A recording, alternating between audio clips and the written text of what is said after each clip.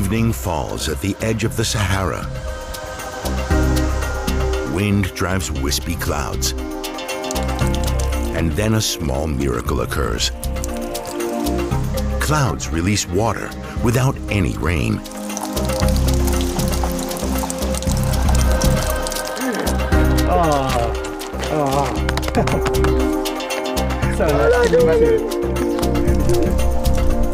Peter Trautwein invented these cloud catchers.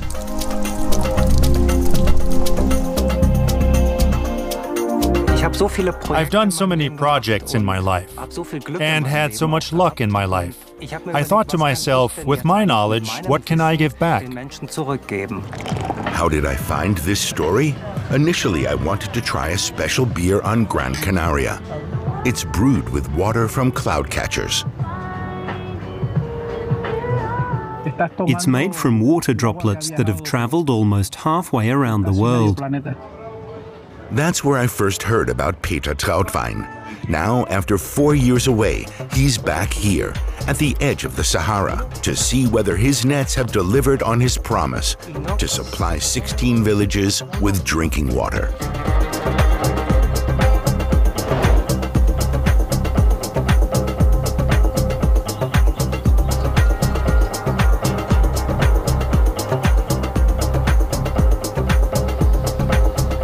I'm Sebastian Kisters. I report for Germany's public broadcaster ARD from Northwest Africa and Spain. This year's drought was extreme. It's the first time I've reported on people fighting over water and on cities like Barcelona that simply wouldn't make it without desalination plants. I reported on how prices skyrocket when the harvest fails, and I reported on beer made from cloud water. That was the starting point for this story, a journey that takes me first to Morocco, to the edge of the Sahara.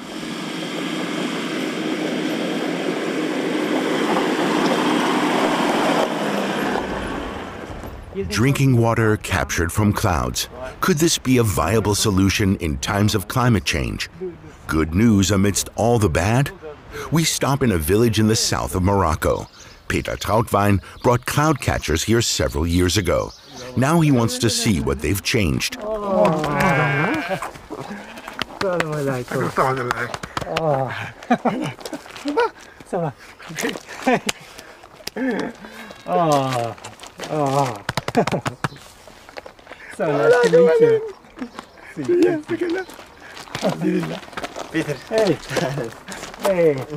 Locals tell us that some years it only really rains here once or twice, the whole year.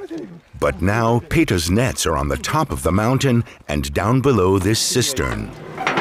Here the cloud water is collected. Just a little. Yes, the water's already run down to the villages. 200 cubic meters of water can be held here. The cistern is divided into two parts. At the front there's space for sediment, so there's a kind of natural filter. Then it goes into the second cistern, and it runs down to the villages.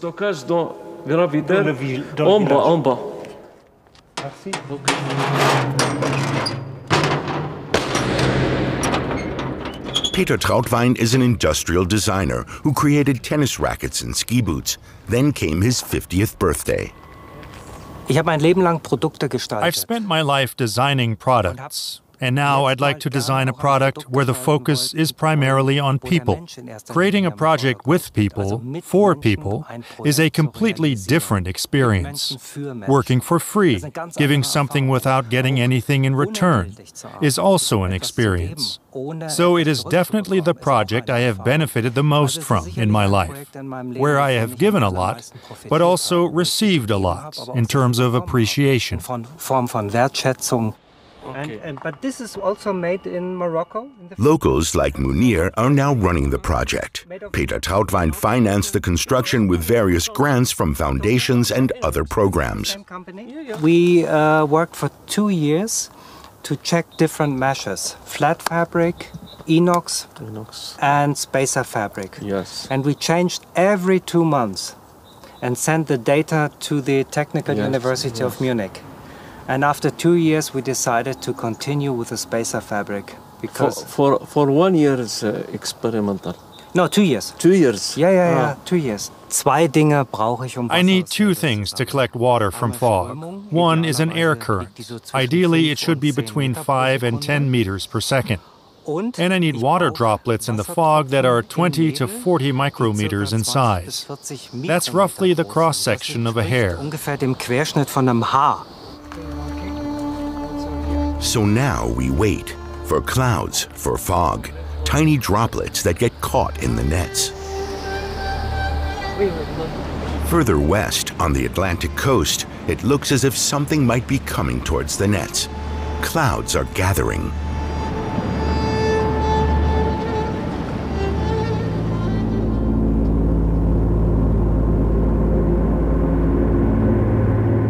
We travel further west for now to Tenerife, one of the Canary Islands. A climatologist here has been researching cloud catchers for a good 30 years. She looks at how and where water can be extracted from clouds without a drop of rain falling. As in Morocco, the lack of precipitation is a fact of life on Tenerife. Victoria Marthol looks to nature for clues. She also worked with Peter Trautwein's project in Morocco. Victoria searches for mosses and lichens. She finds traces on bushes and stones. What signs indicate there could be tiny water droplets in the air? There are some of these signs here. There, for example. And these lichens are also found in Morocco? Yes, that's right. And in Morocco, there's also this.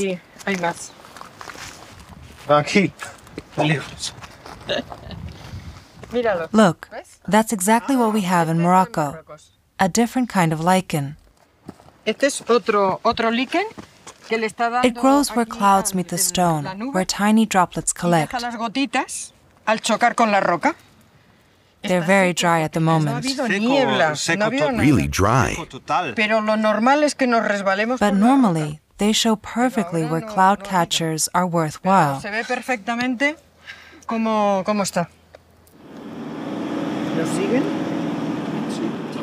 And she wants to show me more. Look at that tree.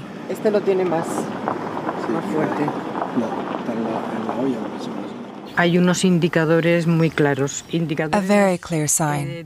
These lichens show exactly which direction moisture is coming from. Another important thing for us is the altitude above sea level. You don't get cloud water below 600 meters, only at higher altitudes. And the shape of the terrain is key too.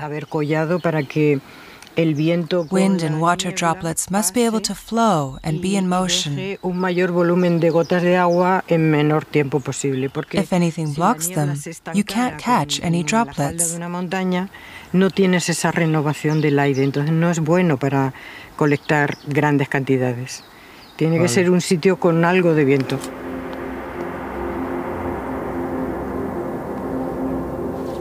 They started here 30 years ago with very simple nets.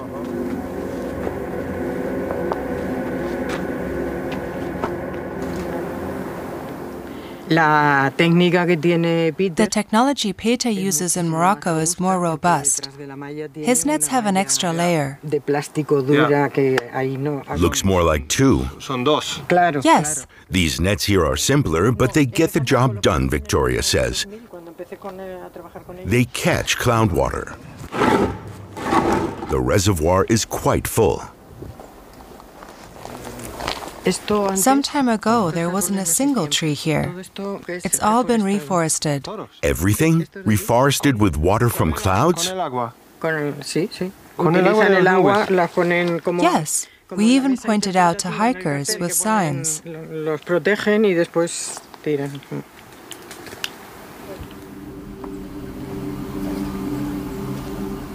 Lucky that this knowledge exists, I think, because reforestation with cloud water is something Tenerife could really use. Recently, there was a fire at the other end of the island, And what a fire! An area some 7 times the size of Frankfurt Airport was reduced to ashes. I have to think of Irene while I'm up here too. I met her at a demonstration in the spring. That was in March on the mainland, south of Madrid, in Toledo.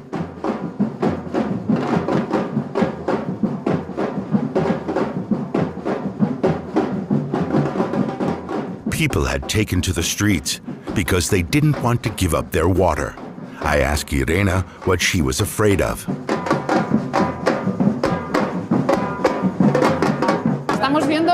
Our environment will get worse again.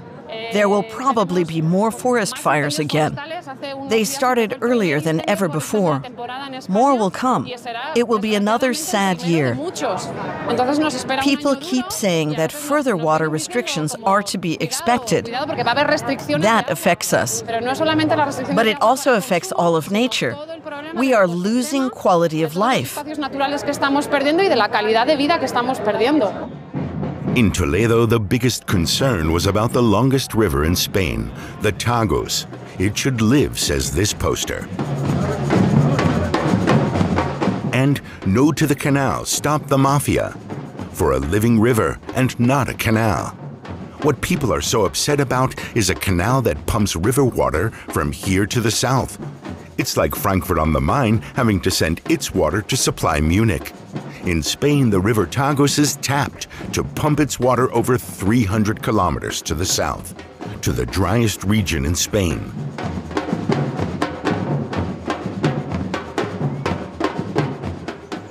The water is then used to irrigate fruit and vegetables, which later end up in German supermarkets. The people from the center of Spain say no more. Here, too, it is now far too dry.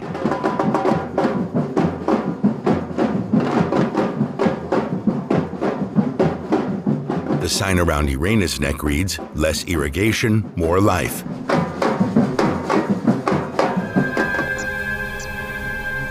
Water shortages, even in spring. I wonder, could cloud catchers help?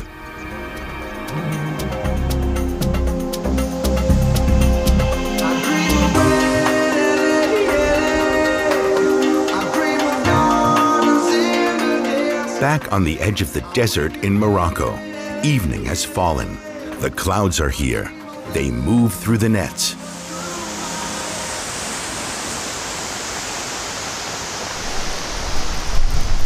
And then water, drop by drop, without any rain.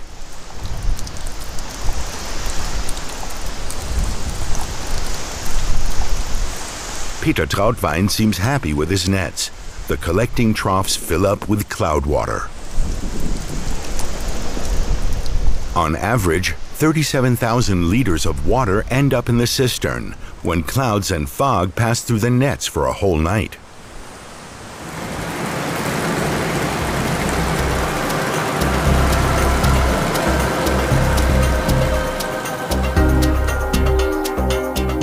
Water shortages are an everyday occurrence for people here in southwestern Morocco, and it's getting worse, say experts. As in so many places, around 2 billion people around the world have no safe access to drinking water. What could the cloud catchers change?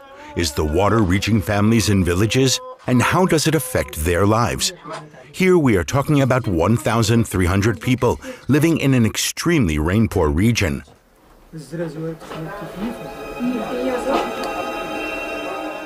But a severe lack of precipitation is no longer limited to North Africa. Large parts of Spain could become deserts. The clock is ticking here in Valladolid. Many trees are dying because they can no longer cope with the increasing drought. New trees must be planted quickly.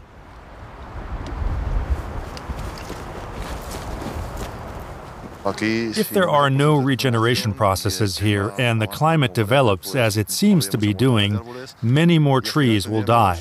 And we could end up with a steppe-like landscape with just a few trees left. Here in Valladolid, there are many continental dunes. That means sand that is moved by the wind. These dunes are fortified by the bush. If there were no trees, these sand dunes would migrate and take over parts of agricultural land or areas near villages. Sandy hills that could take on a life of their own, a horror scenario for the people here.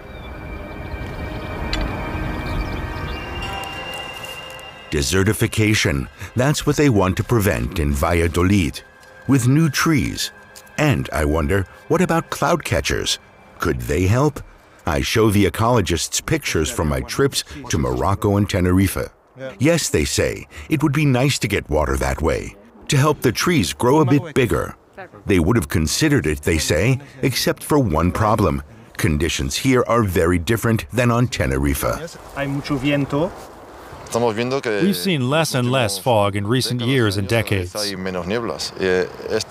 many days? Oh, this year there were 2 or 3 foggy days. Last year there were 5 or 6. Years ago, when we were kids, there were entire months of fog, all of November. So they just have to rely on the rain. Rain that failed to materialize this spring, like in so many places in Spain. So they have to hope that the sand will stay where it is, held in place by the new trees. We need rain, and it mustn't get too hot in summer. That's perhaps the most critical part of reforestation in these very, very dry areas. It won't be an easy year for the little trees with a huge task, preventing tons of sand and inland dune from a destructive migration.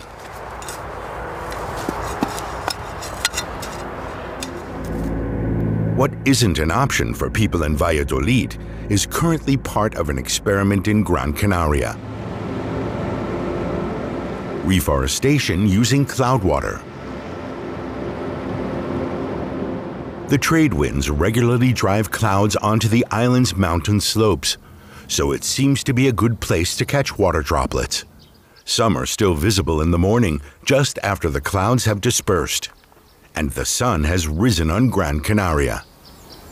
This wind brings hope to the dry island, hope and beer.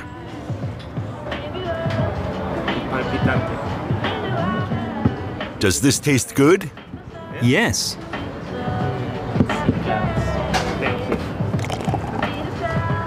The beer is called Sea Clouds. This was my introduction to cloud water.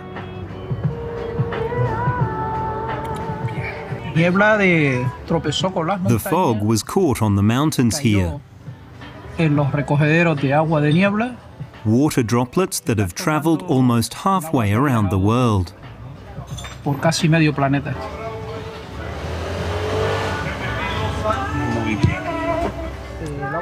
A year ago now. Back then, I interviewed Canary Islands ecologist Eugenio Reyes. Of course, this was about more than just beer, namely the urgent need to develop new water resources on Gran Canaria. The island is a popular travel destination in winter.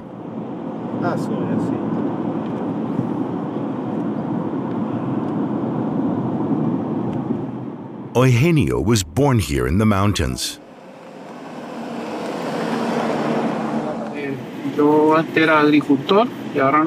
I used to work here as a farmer, but there's no more water, and when it does rain, it washes away the fertile soil.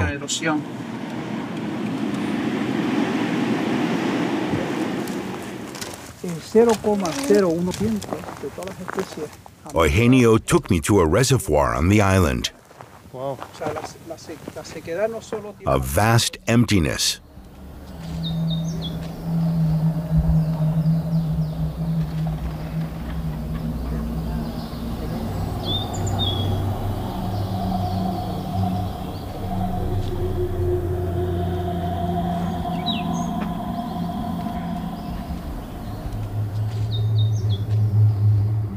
We met people from the water department. Is this normal here? This is not normal. No. The lake should be full every 5 to 6 years. But due to climate change, that hasn't happened for 10 years. We no longer have enough rain here. The situation is worrying. We now require 16% of our electricity on the island to get water, electricity for pumps and desalination plants. 16%. So much electricity just to get water. It all scares Eugenio.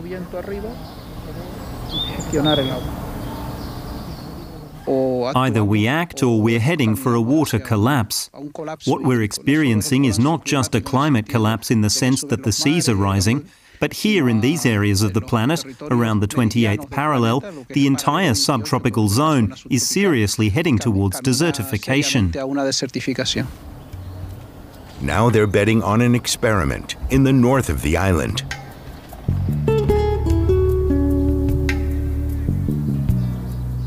Cloudwater is used for reforestation on Gran Canaria. A forest fire has raged here, but now there is hope. In a year, they have collected tens of thousands of liters of water on this mountain using cloud catchers. A quick test. The reservoirs are full. They use the water to grow 3,000 young trees. Biologist Francisco Gonzalez shows me. You use the water from up there for this? Sure, everything we caught, no problem.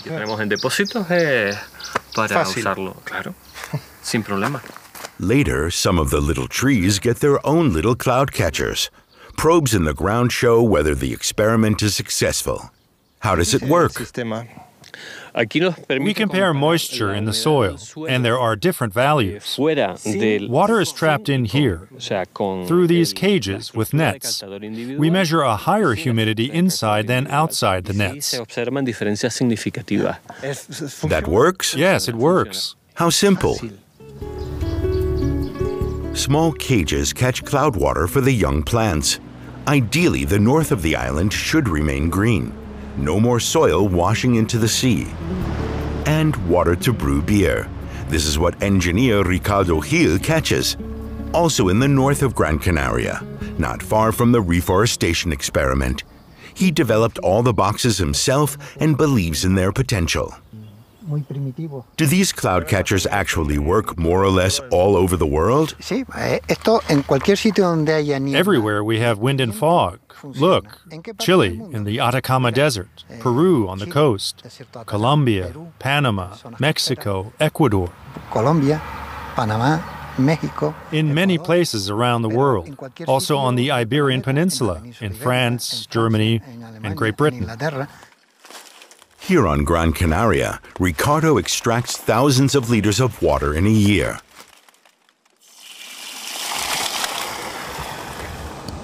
This is purified and sold as drinking water. Cloud water. It's a luxury item.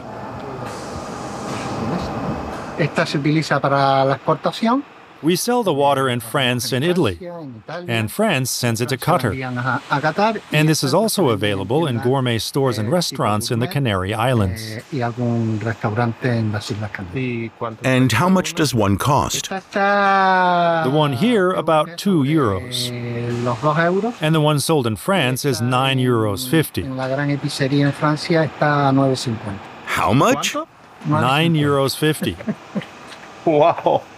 Yes, they are expensive. That's the best premium water.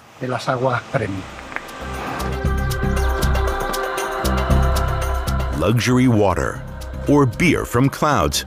That's a long way off in Morocco. Here, people are happy to have water at all. Fatima is cooking couscous today. Daughter Hasna washes the vegetables.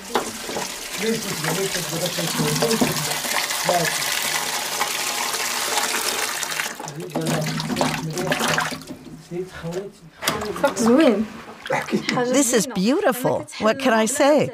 We turn on the tap and there's water, without suffering, without having to make a terrible effort, without having to think about where to get the donkey or the containers to carry the water.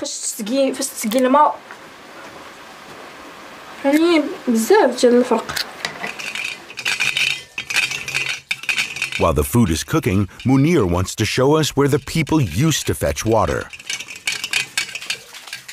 The well, on the edge of the village.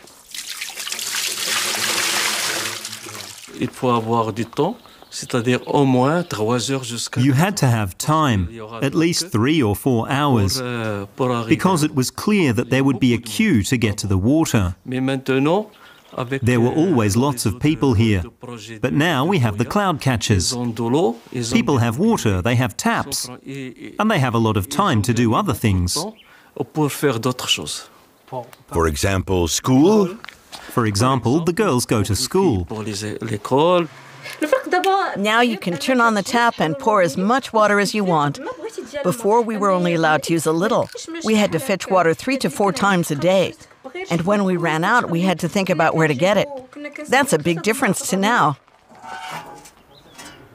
But to ensure that the cloud water is not wasted, it costs money. Families buy prepaid cards, just like for phones. Then the number of liters they have paid for are released to their homes. The people from the villages manage this along with the organization that is now overseeing the project. Munir is part of this organization.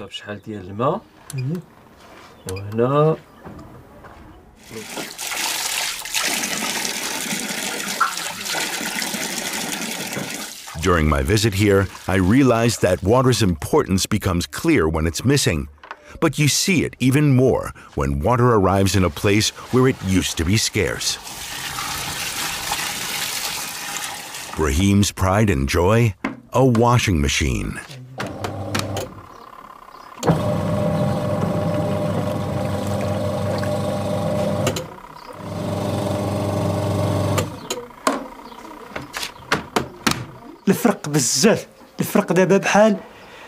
Water changes everything. It's like saying, today is Eid, not just Saturday or Sunday. Today is Eid. It's actually only once a year, but for us it feels like it's all the time now. With that, he disappears into the kitchen. He wants to show me what his wife and daughter are preparing. Meat. Chicken. Chicken with couscous. And with it, freshly washed vegetables.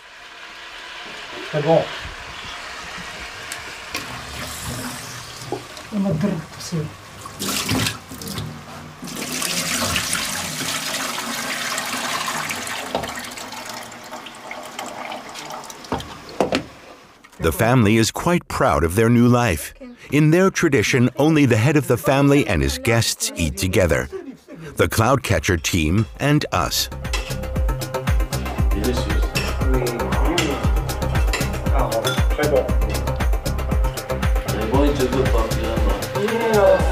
Peter Trautwein, the man who brought the water to the villages, connects with everyone. But Morocco is not his only focus. Right now, he's getting calls from arid regions around the world.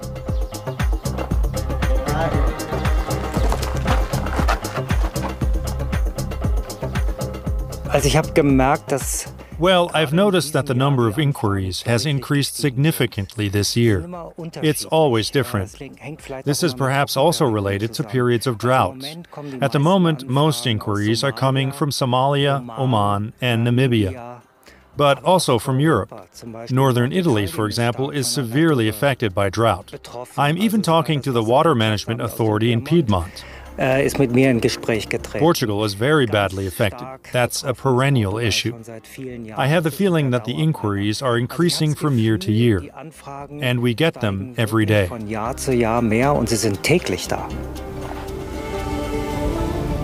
An idea prompted by his 50th birthday has now become a small company.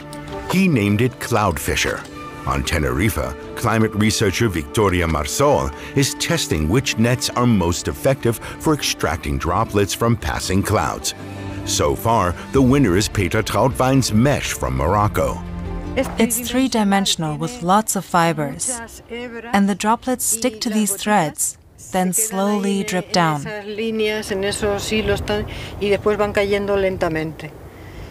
With this other one, there is a greater distance between the fibers, so fewer droplets get caught, and the wind carries them away more easily. In addition, the nets in Morocco have a second fabric made of hard plastic fibers behind them. This prevents the mesh from inflating when the wind blows. This makes it easier for the water to make its way into the collection channel. What motivates you? I could say that I'm crazy, but that's not true. The question is, what role does the Sea of Clouds play in the island's water balance? We only measure rain, but we don't have any values for the moisture that the fog brings. And this water is very important for the island. Water from clouds without any rain.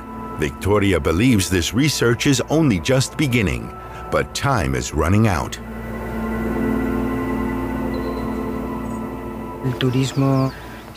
Tourism consumes a lot of water, and 80% is used by agriculture. Huge consumers include areas where tropical fruit is grown, bananas, for example, or avocados, mangoes. They consume so much water.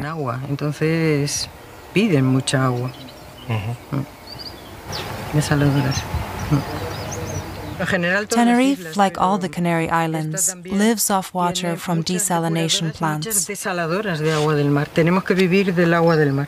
There are more than 800 in the whole of Spain. There are more than 200 on the Canary Islands alone.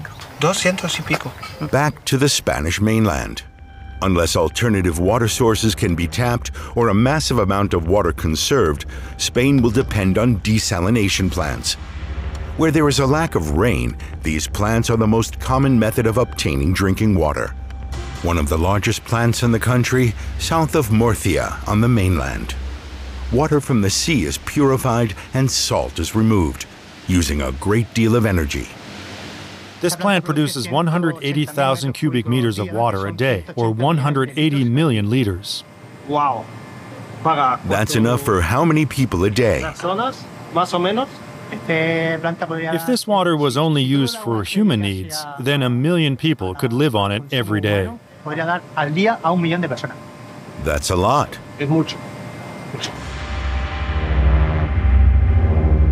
Here in the pink pipes, water that still needs to be treated flows. Blue pipes mean desalinated water flows here.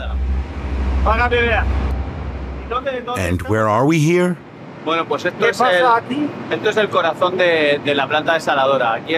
This is the heart of the desalination plant. There are membranes in these white pipes, and under pressure, we produce desalinated water that's of drinking water quality.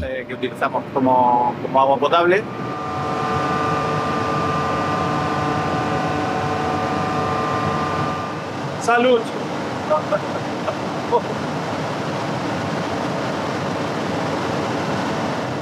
Tastes normal.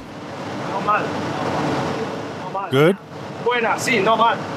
Good. Normal. What percentage of the water here is used for agriculture? 95% of the water is for the farmers. 95%? 95%. More or less everything. Not everywhere, but in this plant, yes. What do they do with it? It's practically a desert here.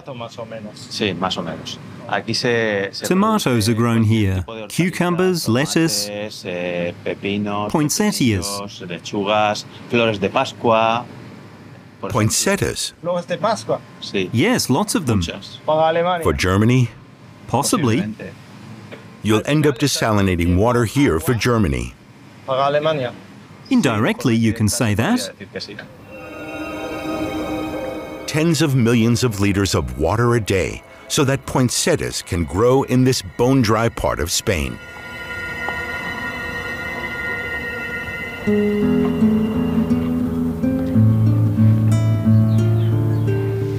Some farmers say, this is crazy, we're not going to do it anymore, like almond grower Miguel.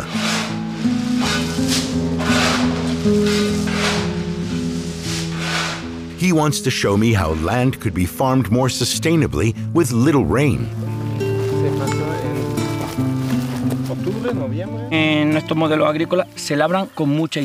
Agriculture today is very intensive. Areas are cultivated several times a year and plowed deeply. That's not good for storing water in the soil. We have to ensure that they can regenerate. That soil becomes like a sponge and stores water. One way we do this is by using a lot of organic material, a kind of mulch, like here. This ensures that water remains in the soil. It also changes the structure of the soil. The first 20 or 30 centimeters of the soil used to be like sand on the beach, very permeable. Now we have a completely different, much better structure, roots and plant material, that stores rainwater. It is the beginning of a possible change to the endless barren almond plantations.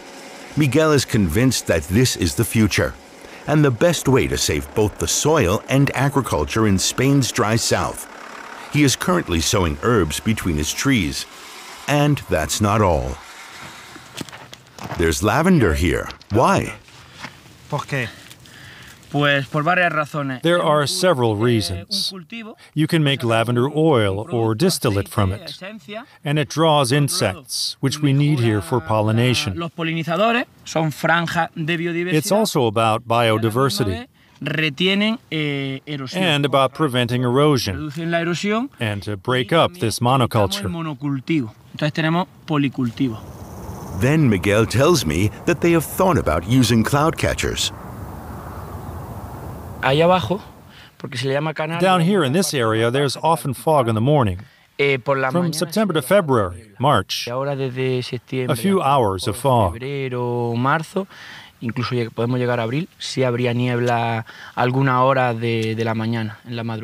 So cloud catchers might work here. Well, it is an option to use this humidity for some projects. For example, reforestation in areas where there is little water, or in areas where pumping water in would be very expensive. Yes, it is a possibility.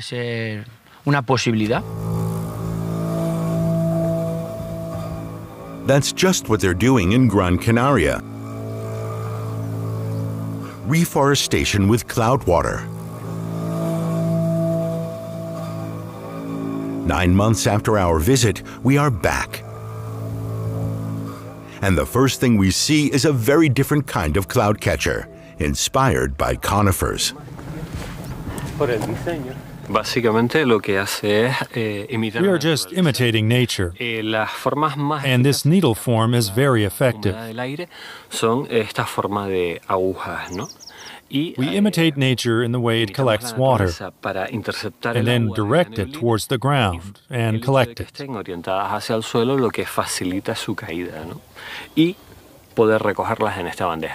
How much do you get out of it in a year? In a collection system like this, 570 liters per square meter per year. Al año. Sí. Wow.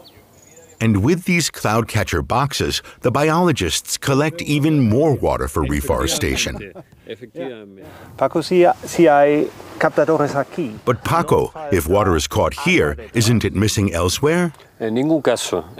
Absolutely not. We only catch what would naturally get caught, on bushes, for example. Otherwise, it would evaporate.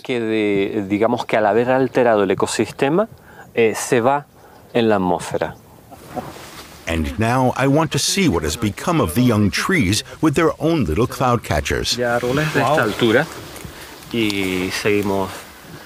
Is it still working? Perfectly, actually. The trapped water droplets work. Look at how different the sizes of the trees are. The same species, planted at the same time, in the same place. de la misma especie y plantados en el mismo momento.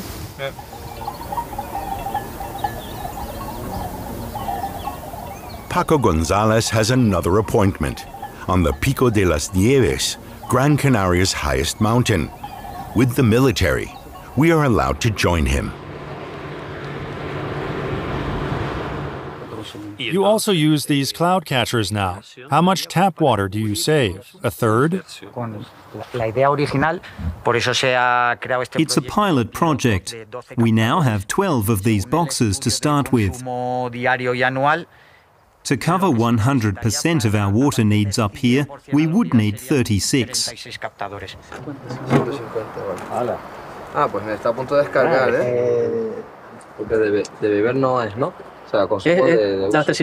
We use it in the buildings, not yet as drinking water, but to cook food and in the bathroom.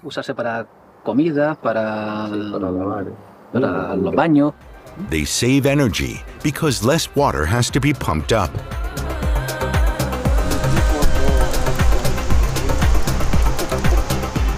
The United Nations says we need new ideas in the fight against water shortages, like cloud catchers.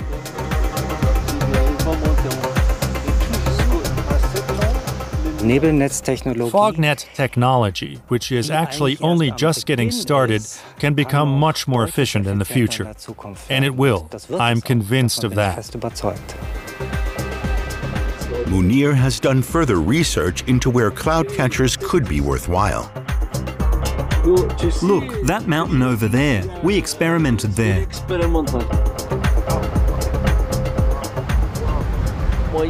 We were able to collect an average of 45 litres of water per square metre of net per day. At the old site, it's 23. We're doubling the yield. Catching drops of water from clouds may not be a solution for the whole world, but it can help save entire landscapes. And for some, it can change lives.